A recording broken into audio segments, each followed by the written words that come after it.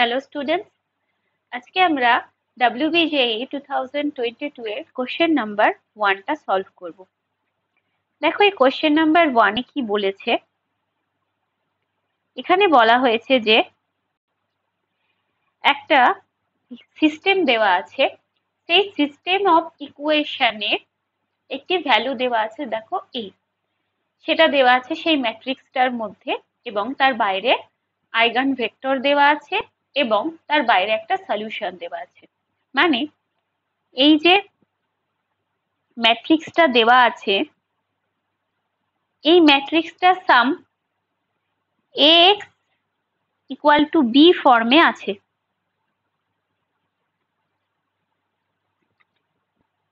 ax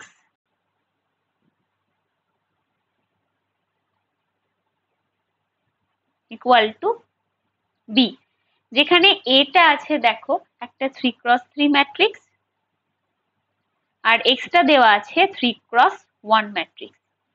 তাহলে b টা কত? b টাও 3x1, এটা এর অর্ডার।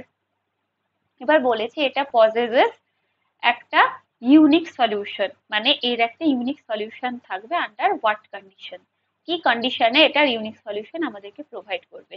এই সিস্টেম অফ ইকুয়েশনের একটা কন্ডিশন থাকে, সেই কন্ডিশনটা বলে দেয় কখন ইউনিক সলিউশন হয়, কখন ইনফাইনাইট সলিউশন হয় আর কখন নো সলিউশন হয়।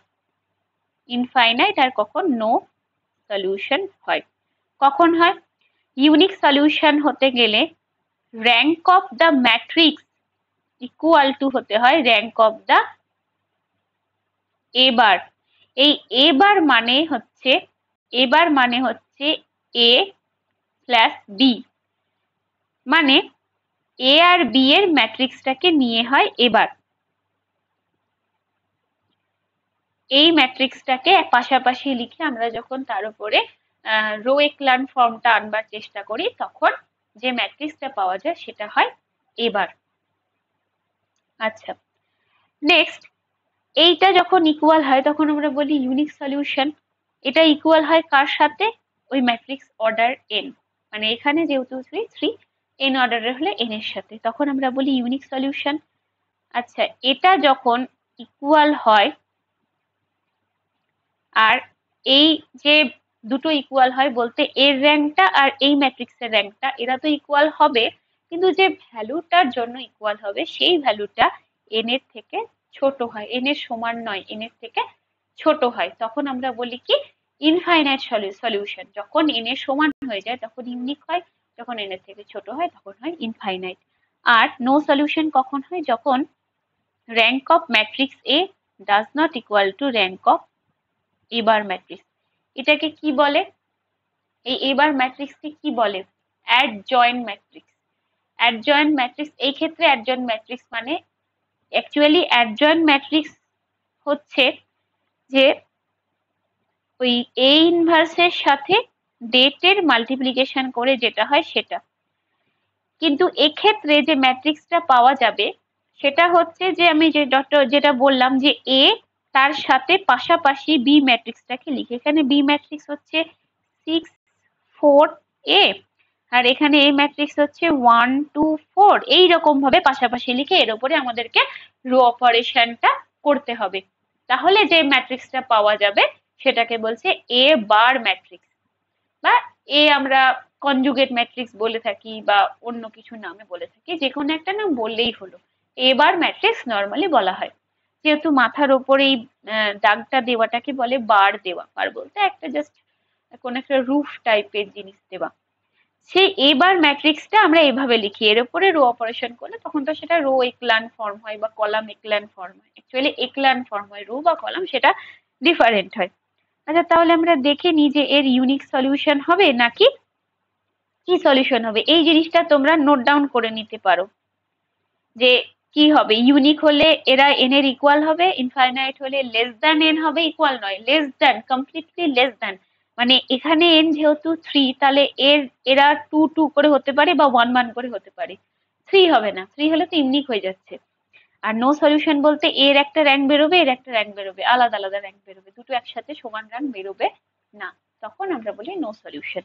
তাহলে এই ক্ষেত্রে ইউনিক সলিউশন হওয়ার কন্ডিশনটা কি একবার দেখে নি।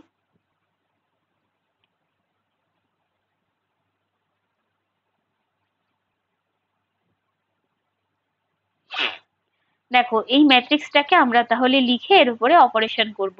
1 2 4, তারপরে 2 1 2, আর এখানে আছে 1, এখানে আছে 1 2 a মাইনাস 4, আর এটা আছে 6 4 a। এর উপরে যদি আমরা অপারেশন করি তখন কি হবে? এর উপরে অপারেশন করলে আমরা চেষ্টা করব এই সেকেন্ড রোটার ফার্স্টটা ডিলিট করতে, আবার ঠিক থার্ডেরও তাই ফার্স্টটা ডিলিট করে এই ফার্স্টেরটাকে জাস্ট ওয়ানে আমরা রিপ্লেস করবার চেষ্টা করব। সেটা করি কি হবে দেখি। ওপরের যেটা আছে সেটা আগে পুরোপুরি আমরা লিখে দিচ্ছি, এরপরে আমরা সেকেন্ডটা পারফর্ম করব। 2, এখানে 2, ফার্স্টকে আমি যদি 2 দিয়ে মাল্টিপ্লাই করে সাবট্রাক্ট করি তাহলে এটা 0 হয়ে যাবে। আবার এখানে যদি 2 দিয়ে মাল্টিপ্লাই করে সাবট্রাক্ট করি তখন কি হবে? 4 হবে। 1 মাইনাস 4 হচ্ছে -3।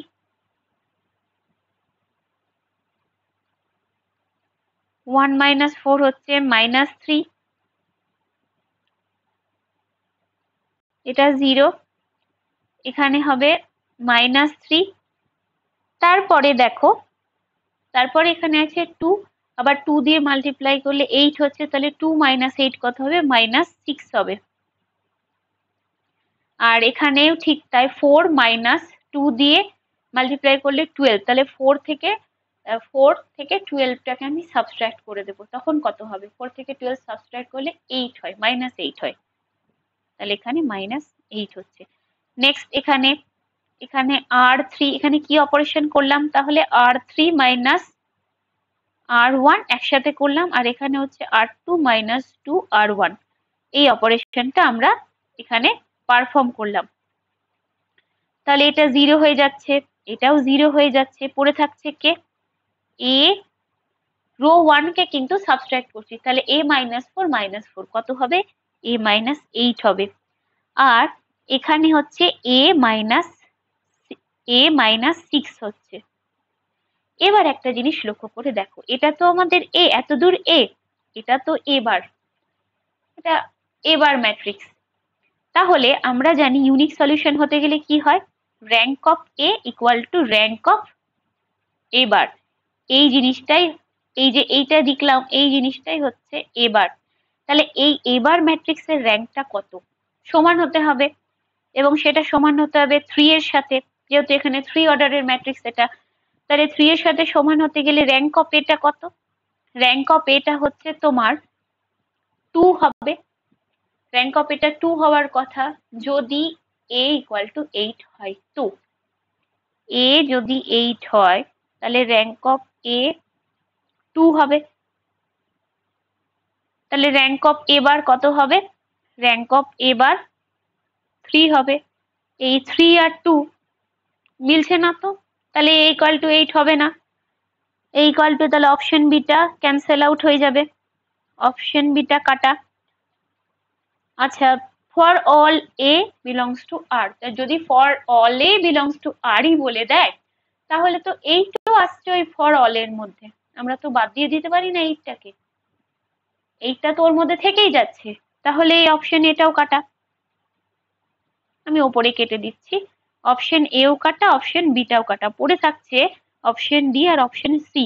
For all integral values of A, integral বলতে ইন্টিজার ভ্যালু, ইন্টিজার ভ্যালু বলতে তো 8 আসছে, তাহলে কাটা পড়ে থাকবে কে? a does not equal to 8। এই জিনিসটা একবার আমরা ভেরিফাই করে নিই। a যদি 8 এর সাথে সমান না হয় তাহলে র্যাঙ্ক অফ এ কত হবে? র্যাঙ্ক অফ এ দেখো 3 হবে, ঠিক। আবার a যদি 8 এর সাথে সমান না হয় সেক্ষেত্রে a 8 নয়, অন্য কিছু 6 হতে পারে, যা খুশি হতে পারে, তাহলে সেখানে একটা পসিবিলিটি আছে 6 হবার। যদি 6 হয় তাহলে র্যাঙ্ক অফ এটা কত? র্যাঙ্ক অফ এ কত? 3। র্যাঙ্ক অফ এবার কত? এখানেও 3। এটা যদি 0 হয়ও বা তাতে সমস্যাটা কোথায়? এটা যদি 0 হয় তো হোক না, এখানে তো একজন আছে, একজন থাকলেই তো আমরা ওইটা র্যাঙ্কের মধ্যে নিয়ে নেব। র্যাঙ্ক মানে হচ্ছে হাইয়েস্ট অর্ডার মাইনর, যতটা হাইয়েস্ট অর্ডার আমরা মাইনর পাবো সেটাকে আমরা র্যাঙ্ক বলবো। তাহলে র্যাঙ্ক মানে কি? র্যাঙ্ক মানে হচ্ছে হাইয়েস্ট অর্ডার মাইনর।